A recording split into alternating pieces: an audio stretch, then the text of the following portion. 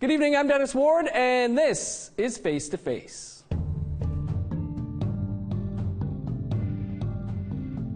Our guest this week is the first leader of Red Music Rising, Matt Maw. Announced in August of 2020, Red Music Rising is owned, managed, and operated entirely by Indigenous artists and professionals. Matt, thanks so much for being with us this week. Of course, thank you so much for having me. It's a pleasure to be here. You're clearly not new to the music industry. I know you used to be with Six Shooter and Arts and Crafts, two labels that I'm a big fan of. How did you get involved in the music business? It's been a lifelong journey to be perfectly honest. I started out as a musical kid in a musical household. And pursued music lessons from a fairly early age, and then actually went to post-secondary school for performance, and then quickly realized that while I didn't necessarily want to be a performer, I knew that I needed to work in music for the rest of my life, basically. And then I managed to find a program that sort of offered music industry business at a post-secondary level, which is kind of a rarity, especially in Canada. Mm-hmm. But yeah, I went to school and found myself shortly after working with Arts and Crafts, which is one of my favorite labels in all of the country. And the rest, I guess they say, is history. Moving to your latest venture here, Red Music Rising, how did that come to be? So Red Music Rising had actually been percolating for the better part of coming up on about 5 years now. APTN, in partnership with the folks at Coalition Music, which is a Toronto-based artist management company and record label, they had partnered on a few projects, and Indigenous Day Live among them a few years ago, and realized that after discussing, what challenges each organization faced, they sort of identified a gap in the industry, that, there was this, again, a gap between the, incredible wealth of Indigenous talent coming out of the country and emerging, sort of at a rapid pace, and the disconnect between that community and the traditional music industry in Canada at large. They basically, they ideated what Red Music Rising was to be, and then shortly thereafter brought me to the table and we started planning. And then 5 years later, it came to fruition. It was a long time coming, but I'm overjoyed that it's actually, it's got its legs, it exists, and we're doing stuff on a day-to-day basis. We hit the ground running in August of this past year, and the things haven't slowed down. Top of this year, we're firing at full capacity. Aside from filling that gap, what would you say are the goals of Red Music Rising? I think really, again, other than filling the gap,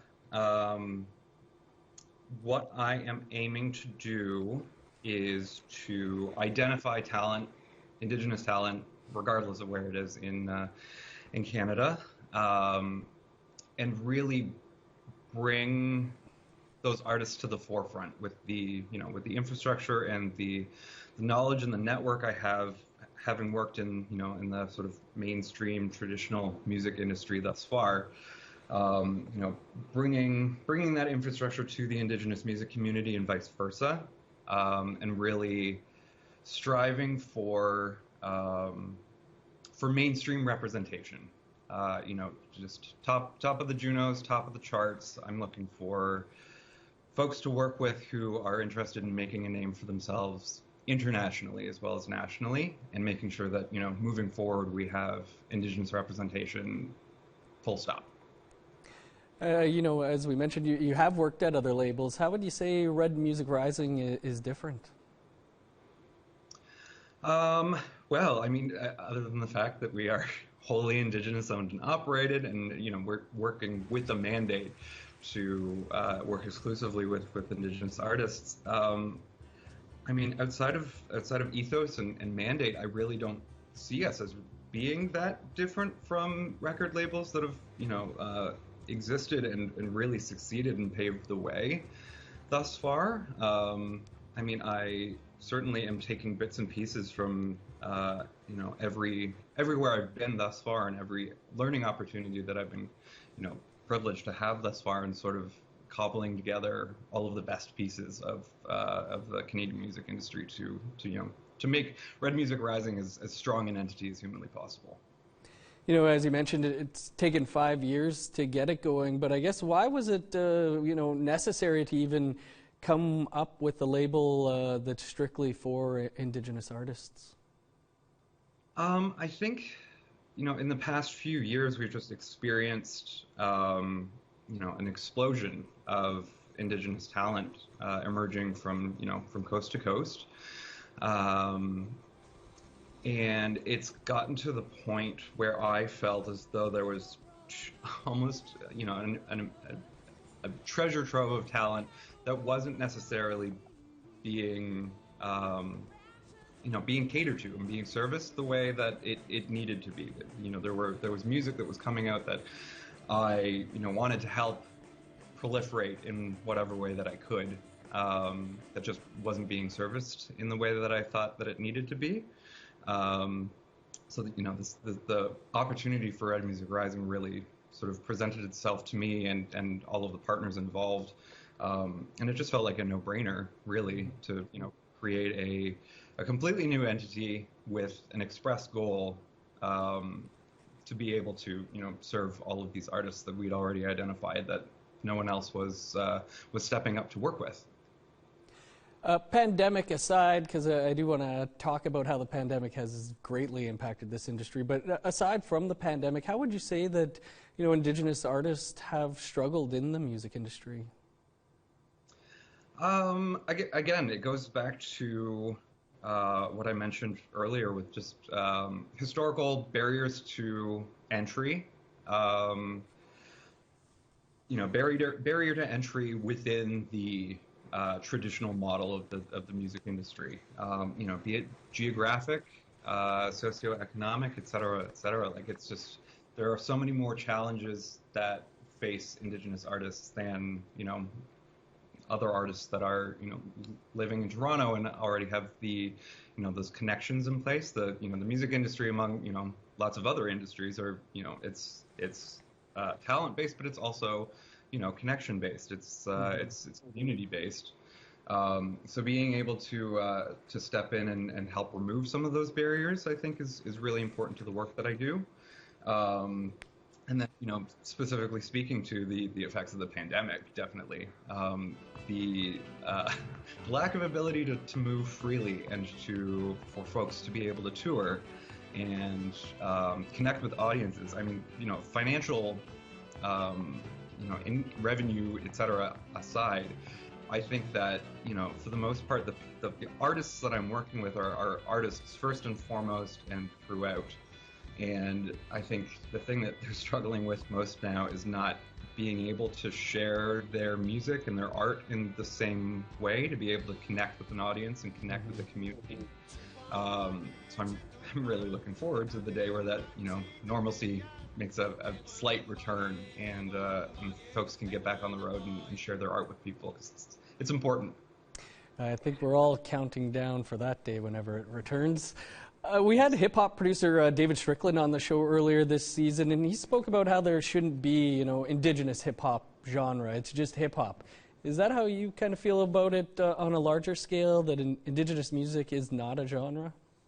Absolutely. I think that is industry-wise, something that I am working every day to dispel and sort of proliferate, that the idea that Indigenous isn't a genre, and I think that what clarifies that for me, and what I sort of wake up and each day as I sit down at my computer sort of remind myself, is I'm working with incredible artists who happen to be Indigenous. And of course, their lived experience as Indigenous people here in Canada will always affect and influence the art that they make. But first and foremost, I'm working with incredible artists who happen to be Indigenous. I think that's a pretty great way to put it. Matt, we've just got to step aside for a quick break, and then we'll continue the conversation here on Face to Face with Red Music Rising's Matt Maw.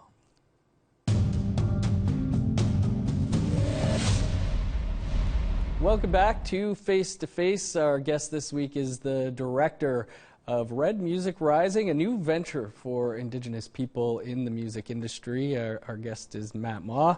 And Matt, Red Music Rising was launched during the pandemic last August. How has that affected your plans and the launch? Fair. I mean, certainly, unprecedented times. A really, really interesting time to launch a brand new music company. Mm-hmm. And especially with the lack of traveling and the lack of live concerts and touring, etc. I think really it hasn't affected us in a negative way, seemingly. I think that one takeaway is that it's really allowed, especially with, in the very, very early stages of launching this company, it's allowed for us to take all of the energy and time and resources that would ordinarily be kept aside for organizing tours and organizing concerts and working around festivals and trying to showcase and taking all of those resources and applying them to building the company and building out strategy and marketing rollout, et cetera, for all of our artists. That ordinarily, all of that stuff would take precedence, obviously, but it's been kind of nice, actually, to be able to launch a company and just sort of hit pause on some of the business while we, really hone in and focus on making sure that, we're building, year 1, year 2, year 3 out for each of the artists that we're working with. I think one of the real challenges that the pandemic has, presented is unique in that we're working with folks all across the country. We're working with artists in Winnipeg and artists here in Ontario and in Quebec. And ordinarily, I would have had the opportunity to meet folks face to face and sit down and share a coffee or share a meal and get to know them in person before starting a working relationship together, and that just hasn't been possible thus far. But so far so good. Everyone's really, really happy thus far, and as the rest of the world has done, we've figured it out. We've obviously used Zoom and Skype, et cetera, and it's been a time of adaptability and real displays of resilience, I think. Great to hear that the work is still underway. But how would you describe the impact this pandemic has had on the music industry, musicians, sound people, everybody? Yeah. I mean, there's no point in trying to dance around it. It's been absolutely devastating to the entirety of the industry, both, artists and industry members alike. It's particularly in Toronto, sort of what I'm seeing firsthand is not only are our artists struggling and industry struggling, the venues are struggling, like really important historic spaces for performances across the country, but at home here in Toronto as well. Everyone's really, really struggling. And I'm really looking forward to, again, hopefully by the end of this year, potentially concerts making a return and just, having the opportunity to breathe life back into that sector of the industry and of course, allow artists to tour and bring in money and, get back to real life, I guess. Sadly, we are hearing of venues that are not only struggling, but some that are going to have to close down. This is, the way artists make their money. How different do you think the industry is going to look whenever we do come out of this? It's really hard to speculate, only because, while, while I'm a manager and a record label guy working with touring artists, I'm not an agent, I'm not a promoter, so it's hard to really put into perspective, from the place of the people who are actually booking the shows or plotting the tours, et cetera, et cetera. Really, all we can hope for is at least a return to partial normalcy, of the sort of a shade of what we had before COVID. Obviously, I think that there's going to be plenty of restrictions in place for some time. I personally think that mask wearing as a standard practice will probably have a longer life than most of us are thinking or maybe hoping. It's hard to say, because the idea of gathering any more than 20 people in an enclosed space or even a music festival where there's hundreds or thousands of people all gathered together in very, very close proximity. It's kind of unimaginable right now. So I'll leave the speculation and the planning to the professionals, but I really hope that the experts have some good news for all of society, but also the music industry sometime shortly. Yeah, I would love to go to a festival, but yeah, it's kind of scary to even think of that really right now, eh? Truly, yeah. It's it's as someone who started out their career actually in concert promotion here in Toronto, and spending half my days or half my nights in incredible venues like the Horseshoe Tavern and Lee's Palace and Danforth Music Hall, and then really having the privilege to spend so much time in historied venues across the country.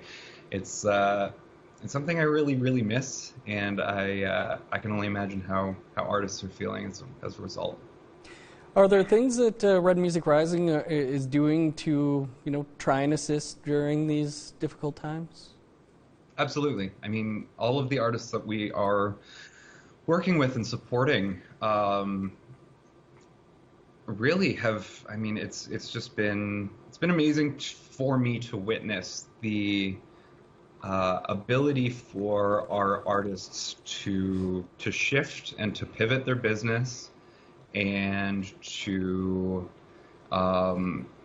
really show just how resilient and resourceful they are. In these times that again, because the vast majority of these artists, any touring artist right now, that touring was a substantial portion of their income, if not the main revenue source. I think that supporting the folks that we're working with to pivot to working more as songwriters or as composers in this time where they don't necessarily have the opportunity to travel, but they do have the opportunity to collaborate digitally, which has been an incredible thing to see and witness, is just how resourceful people have become, and how open to collaboration everyone, I think, just by and large, just being part of this community, we're by default a very collaborative community, and this has just shed even more light on that and brought more opportunities to the forefront for our artists to collaborate regardless of where they are in the country. It's been remarkable to witness, and I'm happy to be in a position where I can offer resources and support wherever possible. Matt, we're going to talk about one of those collaborations as well, but we just got to step aside for another quick break, and then we'll continue the conversation here on Face to Face with Red Music Rising's Matt Maw.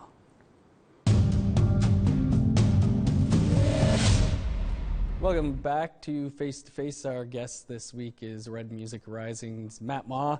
Matt, you're also the lead artist manager. Does Red Music Rising have some signings, or is that something that you're also working on right now? We do, yeah. So thus far on the artist management side, we're working with three incredible artists from all across the country. We are working with Angel Barabo out of Quebec, Wolf Saga, who is based in Toronto, and Boogie the Beat, who is a DJ producer who is based in Winnipeg.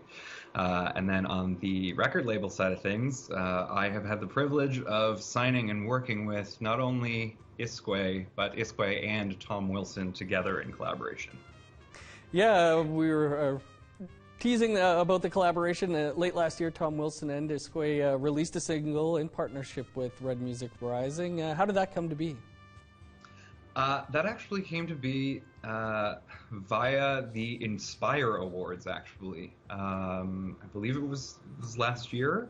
Iskway and Tom were tapped for the live broadcast show to perform a duet together, and they hadn't actually met until that day when they got on stage and performed together, and the chemistry was palpable, to them, to all of the viewers, and to us at home watching at Red Music Rising.